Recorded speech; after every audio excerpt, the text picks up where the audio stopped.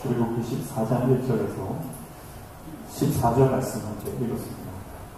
이스라엘 백성들이 홍해 앞에 서게 되는 장면입니다. 먼저 1절 보시면 여호와께서 모세에게 말씀하여 이르시되 말씀합니다.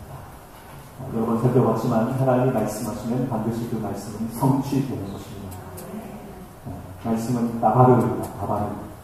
이 말씀은 히브리어에는 두 가지의 말하다라는 단어가 있는데, 첫 번째가 아마르라고 하는, 이건 단순히 말하는 것을 말하지만 나바르라고 하는 것은 창조의 하나님의 역사, 일이 성취되어지는 그 사건을 포함하는 것입니다. 그래서 하나님이 말씀하시면, 나바르 하시면 그것은 곧 실체가 되어지고 역사가 되어지고 사건이 되어진다라고 하는 것. 우리 인생 가운데 하나님의 말씀이 임하면, 하나님이 말씀하시면 우리 인생 가운데 회복이 일어나는 것입니다. 역사가 일어나는 것입니다. 하나님의 살아계신 놀라운 영광이 드러나는 것.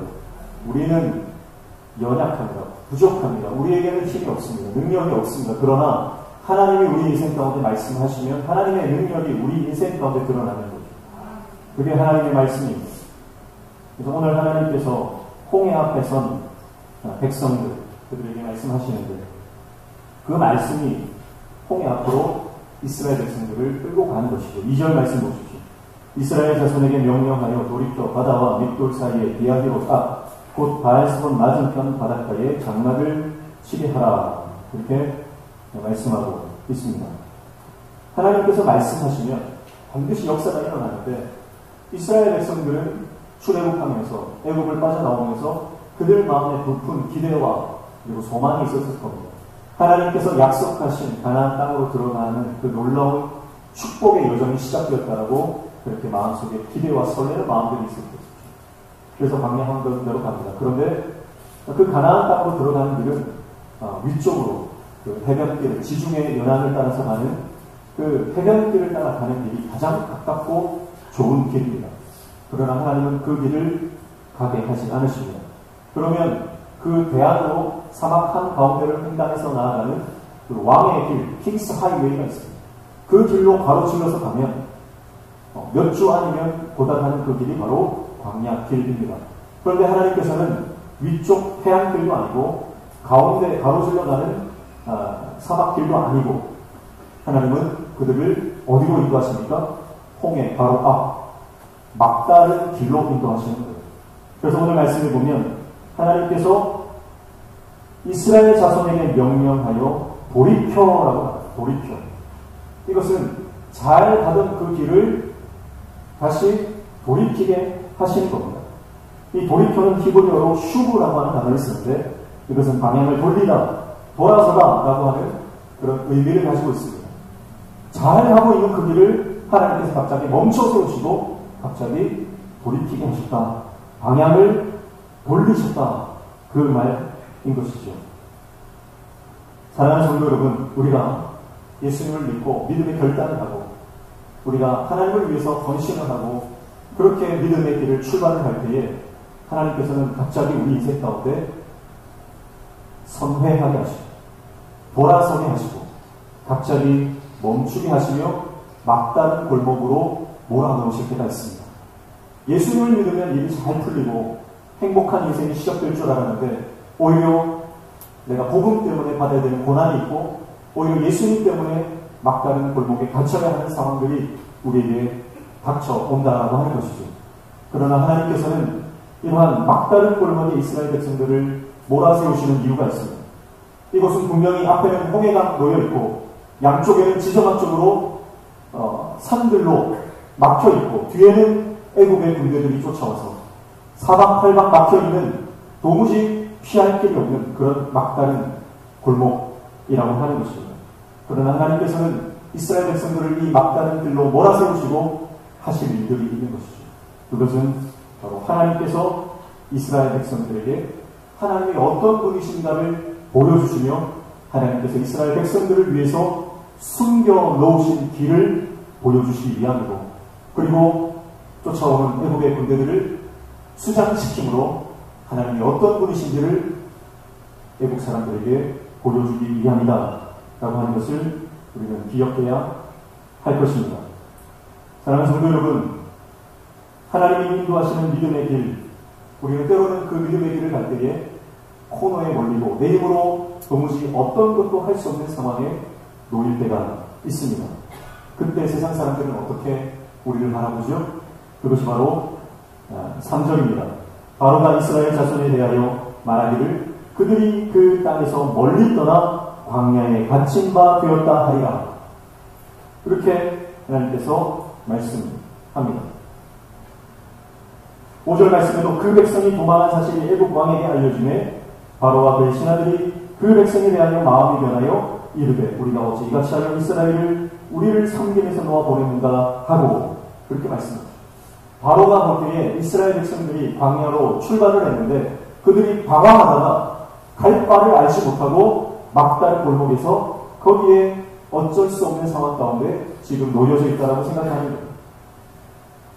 이것이 세상의 생각입니다. 바로는 하나님 백성들의 상황을 보면서 저들은 더 이상 갈 곳이 없다. 저들의 인생이 끝났다.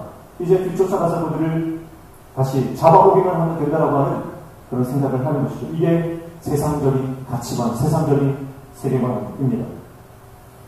그러나 하나님은 그런 막다른 골목, 코너에 몰린 이스라엘 백성들, 그쪽으로 하나님 끌고 가시는 것은 하나님께서 놀라운 역사를 그 땅에서 우리가 생각하고 세상 사람들이 생각하는 그 막다른 길에서 하나님이 하실 일이 있음을 하나님 계획하고 계신 것이죠. 오래전 일입니다. 오래전에 한 여자 전도사님이 한 가정을 봤는데 그 가정은 홀라비가 아들 혼자 키우는 불행한 가정이었습니다. 이 아들의 아버지는 이북에서 넘어왔습니다. 그런데 이북에 전쟁이 터지면서 가족을 다 잃어버렸습니다. 홀로 그는 피난을 내려왔죠. 그리고 피난 와서 새 장가를 들었습니다. 그런데 첫 번째 아들을 낳고 두 번째 아들을 낳을 때에 그 아내가 그만 난상으로 세상을 떠나고 말았습니다. 핏덩이는 이 아버지 혼자서 키울 수가 없어서 먼 친척에게, 아이가 없는 먼 친척에게 맡겼습니다. 그래서 어린 아들 하나를 혼자서 키우는 그런 가정이었습니다. 근데 이 여전도사님의 마음에 이 아이를 보면서 뜨거운 마음이 그 마음에 들기 시작한 거죠. 하나님께서 그 여인의 심장에 비전과 사명을 허락하셨습니다. 그래서 이 아이를 내가 목사를 만들어야 되겠다. 이 아이를 내가 주의 종으로 만들어야 되겠다. 그래서 그 가정에 그 호라비에게 시집을 가게 됩니다. 그리고 그 아이를 키우기 위해서 자신은 자녀도 낳지 않고 자녀를 포기하고 이 아이만 집중해서 이 아이를 지급정성으로 키우고 주의 종으로 만들려고 했던 것이죠. 그런데 그만 이 아이가 초등학교 4학년쯤 되었을 때에 전신에 절반이 마비가 와서 움직일 수 없는 상태에 빠지게 됩니다.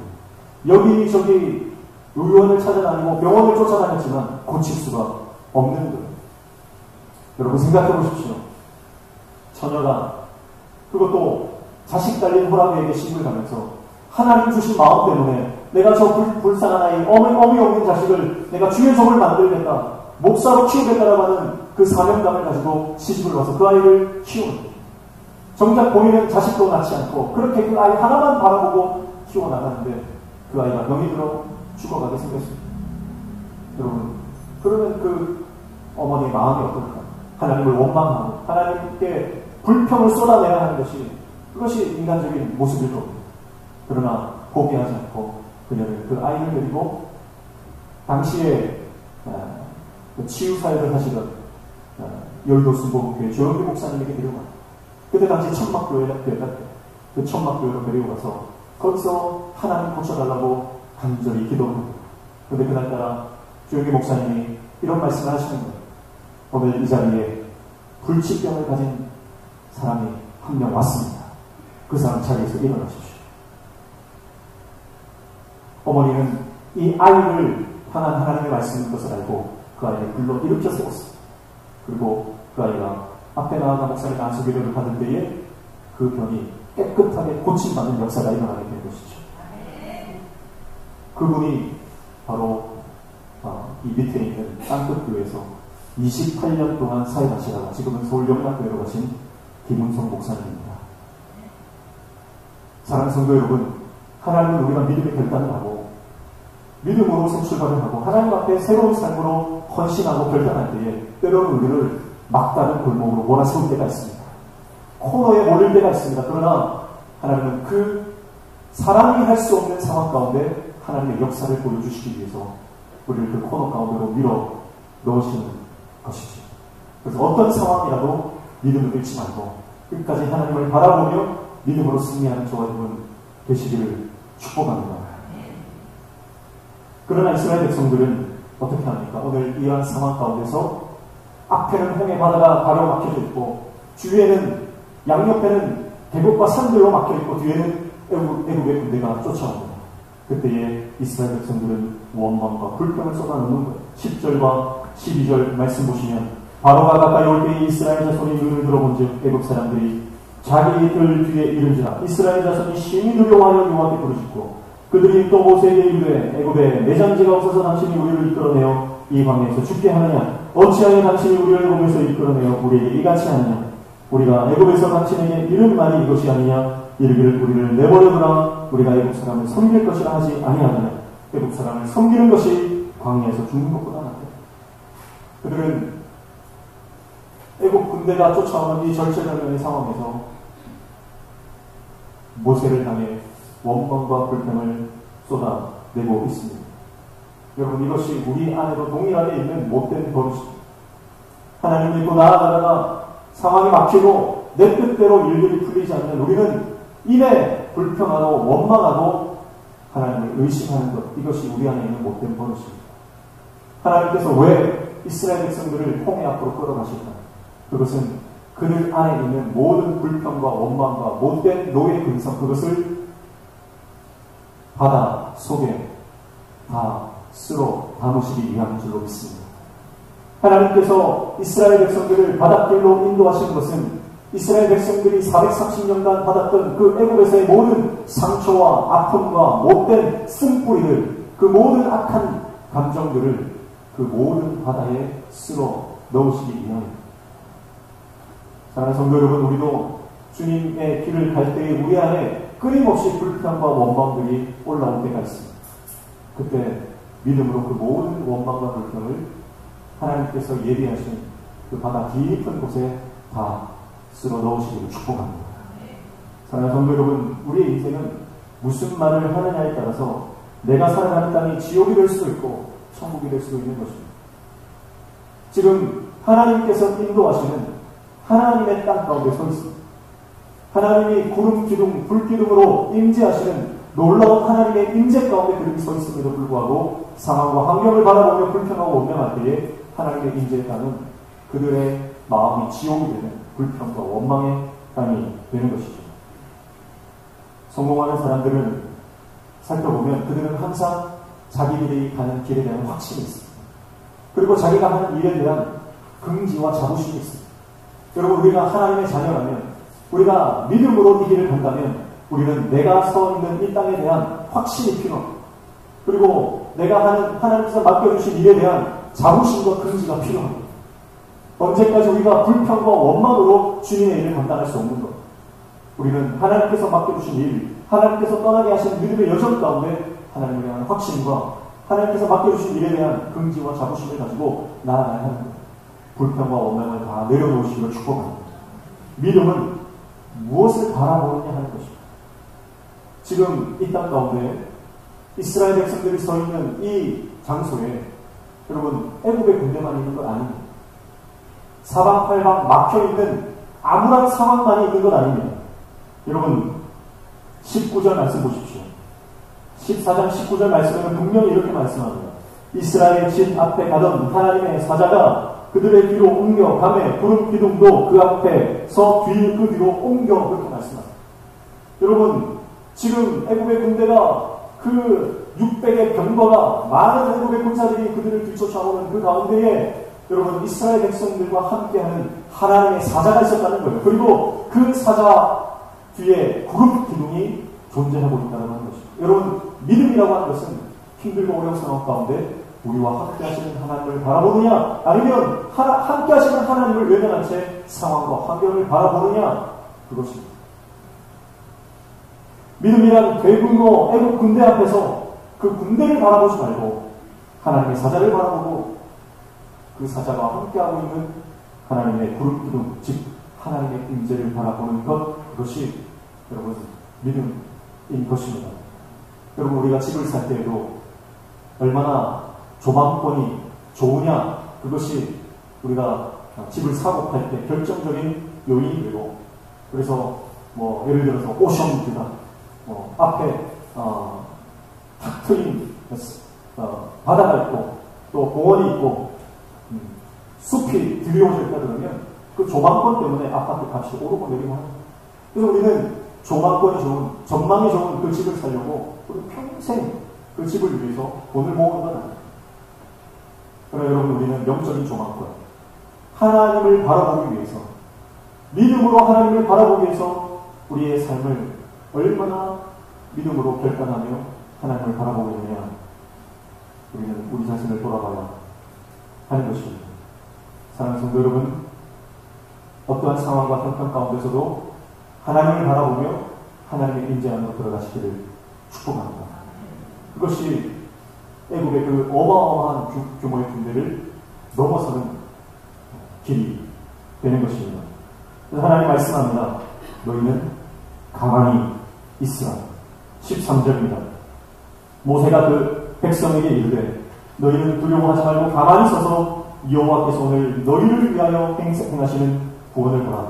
너희가 오늘 본 애굽 사람을 영원히 다시 보지 아니하리라. 여호와께서 너희를 위하여 싸우시리니 너희는 가만히 있을지니라. 아멘. 사랑하는 성도 여러분, 주님을 바라보기만 하면, 주님을 믿고 그분께 우리의 삶을 의탁하기만 하면 하나님은 우리 삶 가운데 구원의 역사를 베풀어 주시는 줄로 믿습니다. 어떤 목사님이 그랬습니다. 목회라고 하는 것은 무능력의 능력을 깨닫는 것이다. 그렇게 말씀하셨어요. 여러분, 내 능력이 아닙니다. 내가 무능력하다는 것을 인정할 때 하나님의 능력이 시작되는 것입니다. 내 능력이 끝나는 그 지점에서 하나님의 역사가 시작되는 줄로 믿습니다. 그래서 하나님은 우리가 우리의 열심을 포기할 때까지 기다리십니다. 내 경험, 내 지혜, 내 능력, 내 경력, 나의 지혜와 내 사랑을 포기하고 내려놓을 때까지 하나님은 기다려 계시는 것입니다. 그래서 구원이라고 하는 것은 우리가 하나님께 전적으로 의탁하고 맡기며 그분을 믿을 때 일어나는 역사입니다. 세상은 자기가 스스로 노력해서 성공에 이르고 구원에 이른다 그렇게 말하는 것이죠. 그래서 우리나라에도 풍수학이라고 있습니다. 풍수시. 풍수학에서는요, 내가 얼마나 노력하느냐에 따라서 복을 받고 저주를 받느냐가 결정된다 그렇게 말하는 거예요. 그래서 풍수학에서는요, 절대 집안에 들여서는 안 되는 것들이 몇 가지 있다 그렇게 말해요. 대표적인 게 뭐냐면 병든 식물이나 병든 동물을 집안에 들이지 마. 그러면 재앙이, 조주가 함께 들어옵니다. 또 누가 썼는지 모르는 가구나 옷은 절대 받아오지 마. 거기에 악한 기운이 같이 들어올 수 있다 그렇게 말하는 거예요.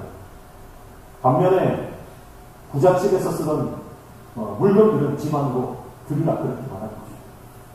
지금 이제 곧 수능 시험이 다가오는데, 예를 들면 명문대생들이 공부했던 필기구나 노트 같은 것들은 가급적 입수를 해가지고 그걸로 공부를 시켜요. 그러면 자녀들이 학업에 운이 터진다. 그래서 예전에 보면 이 자동차 그 로고가 있지 않습니까? 거기에 특정 알파벳을 다 떼가는 거예요. 무슨 알파벳인지 여러분 아실 겁니다. 그걸 다 떼가지고요, 그거를 책상에 다 붙여두고 공부를 하는 거예요. 그렇게 인간이 스스로 노력을 하고 부잣집의 것을 가져오든지 뺏어오든지 훔쳐오든지 아니면 명문대생의 것을 이렇게 입수를 해가지고 내가 그걸 붙이고 노력을 하면 반드시 재물운이 오고 건강의 복이 오고, 그것이 세상의 가치라는 거예요. 그래서 거기에 매여서 세상 가치와 법에 매여서 마음대로 살아가지 못하는 것이 그 세상의 사람들의 모습입니다. 어제 보니까 우리 권사님들, 집사님들이 저 위에 옥주에서 바세에 간다고 거기 가자 막 그런 말씀 하시는데, 여러분, 세상 사람들은 바세에도 마음대로 못 가는 거예요. 구제품을 어떻게 입습니까? 이게 누가 입던 옷인지도 모르고 망한 집 건지 성공한 집 건지 모르니까 깨림직해서 입지를 못하는 거예요. 그러나 우리는 예수 안에서 자유만족을 믿습니다. 마음껏 바자에 가서 마음대로 입으면 마음대로 골라오셔가지고 입으시면 되는 거예요. 그게 예수 믿는 사람의 특권이고 자유입니다. 여러분, 구원은 하나님께 속해 있는 거예요. 하나님을 바라보고 그분만 의지할 때 하나님은 우리 삶 가운데 역사를 베풀어 주시고 하나님의 은혜를 허락해 주시는 줄로 믿습니다. 어떤 집사님이 아들이 아파서 교회 나와서 목사님께 안수기도를 받았어요. 그런데 하나님께서 기적적으로 그 아이를 고쳐주셨는데 깨끗하게 나음을 받았습니다. 그렇게 행복하게 하나님 앞에서 신앙생활을 하는데 몇 해 후에 이 집사님이 이사를 가게 되었습니다. 꽤 먼 거리로 이사를 가게 되어서 더 이상 교회를 나오기가 힘든 상황이 되었어요. 그래서 목사님께 말씀을 드리고 교회를 옮기게 되었는데 그 목사님이 아니 내가 이 아이를 고쳐줬는데 지금 어디로 이사를 가려고 그러느냐, 이사를 가더라도 우리 교회 다녀라 그러면서 의료장을 놓고 그 집사님을 협박을 하더라는 거죠. 배움 망각하라고 고래고래 소리를 질렀다는 거죠. 여러분, 하나님이 그 아이 병 고쳐주신 것이지 목사가 병 고친 게 아닌 것이죠. 여러분, 구원은 하나님께만 있는 줄로 믿습니다. 하나님이 고쳐주신 것이지 목사는 도구이고 통로를 뿌린 것이지 그 순간 그 목회자를 통해서 하나님의 은혜를 부어주신 것이지 오직 능력과 구원은 하나님께로부터 나오는 것입니다. 내 안에 능력이 있는 게 아니에요. 근데 우리는 착각합니다. 신앙생활을 오래 하고 열심히 내가 사역을 하다 보면 내 안에 능력이 있고 내 안에 힘이 있고 나로 말미암아서 이 역사가 일어난다고 착각하는 것이죠. 그 모든 생각들을 다 내려놓아야 됩니다. 하나님 앞에 겸손히 엎드릴 때에 하나님께서 은혜 주시면 그 은혜로 말미암아 우리는 살아가는 인생인 줄로 믿습니다. 구원은 오직 하나님 한 분을 믿을 때 너희는 가만히 있으라는 거예요. 여러분, 우리가 할 수 있는 게 아무것도 없습니다. 그래서 내가 할 수 없다는 걸 깨달아, 내가 아무것도 아니라는 것을 깨달을 때 그때 하나님의 은혜가 폭포수처럼 쏟아 부어지는 줄로 믿습니다. 집안 얘기를 해서 죄송하지만 오해하지 말고 들으십시오. 몇 번 말씀드렸지만 저희 장인어른은 76년 평생을 살면서 마지막 돌아가시기 6개월 그때 예수를 믿었어요. 그런데 장인어른이 하신 말씀은 내가 이렇게 좋은 예수를 진작에 믿었다. 이렇게 좋은 예수를 진작에 믿었다. 그런데 장인어른이 예수를 믿게 된 계기는 결국은 폐암 말기에 선고를 받고 더 이상 살아갈 수 없다는 그 죽음의 문턱에서 예수님을 만나는 거죠. 저는 그렇게 생각합니다. 70평생 살아왔던 그 인생보다 어쩌면 장인어른이 마지막 6개월을 예수 믿고 살았던 그 6개월이 더 가치 있고 더 의미 있는 세월이었다 저는 그렇게 생각합니다. 여러분, 우리가 아무리 오래 살고 아무리 많은 것을 가져도 예수 없이 살아가면 무의미한 것이고 무가치한 인생이 되는 것입니다. 그러나 우리가 단 하루를 살아도 예수를 믿고 예수가 나의 구원자이심을 알고 그분에 매여서 그분 속에 그분 안에 거하는 삶을 살면 단 하루를 살아도 단 한 시간을 살아도 행복자요 하나님의 구원을 경험하는 인생이 되는 줄로 믿습니다. 여러분, 그게 살고 죽는 것은 하나님의 손에 달린 것이요, 여러분, 우리가 주님 손에 붙들리면 살아도 복이요 죽어도 복인 줄로 믿습니다. 그래서 영혼의 구원을 받으면 이 땅에서 잠시 잠깐 살다가 멸망받는 인생이 아니라 영원한 하나님 나라에 들어가 하나님의 통치와 다스리심과 그 사랑 안에서 살아가는 그 영원을 선물받게 되는 것이죠. 그래서 우리 인생의 성공의 가치를 이 땅에 두지 마십시오. 우리 성공의 가치는 이 땅에 있는 것이 아닙니다. 영원한 하나님 나라에 있는 거예요. 그래서 우리가 그 하나님을 붙들고 우리 인생을 살아갈 때에 그리고 우리는 이 땅에서 하나님의 시간 속으로 하나님의 그 영원한 임재와 다스림 속으로 들어가 짧은 인생이 아니라 영원으로 이어지는 놀라운 축복의 인생을 살아가게 되는 것입니다. 오늘 이스라엘 백성들은 그들이 더 이상 아무것도 할 수 없는 상황 가운데 빠져 있습니다. 앞에 바다가 바로 막혀줍니다. 주위에는 도망갈 수 없는 상황들로 펼쳐져 있고 뒤에는 은혜의 군대들이 쫓아옵니다. 그러나 그 상황 가운데 하나님은 드디어 하나님께서 인생이 예상할 수도 상상할 수도 예측할 수도 없었던 그 바다 한가운데 놓여져 있는 하나님의 숨겨진 길을 보여주시기 시작하신 것입니다. 그것이 하나님의 은혜입니다.